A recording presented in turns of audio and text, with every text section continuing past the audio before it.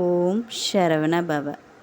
செவ்வாய்க்கிழமைகளில் செவ்வாய் ஓரையில் விளக்கேற்றி முருகப்பெருமானை வழிபடுவதை பற்றி பார்க்க போகிறோம்.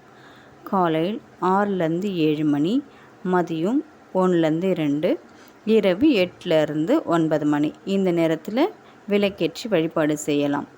6 வெற்றிலைகளை காம்பு கிள்ளிட்டு மஞ்சள் குங்குமம் வைத்து மயில் இறகு போல் வைத்து கொள்ள வேண்டும்.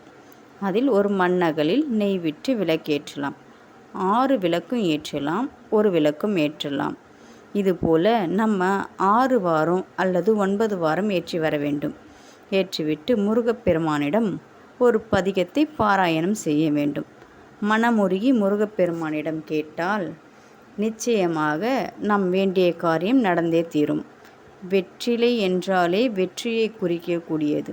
இந்த வெற்றிலை தீபம் ஏற்றி வழிபாடு செய்யும் பொழுது நிச்சயமாக வெற்றி உண்டு. ஓம் சரவண பவ.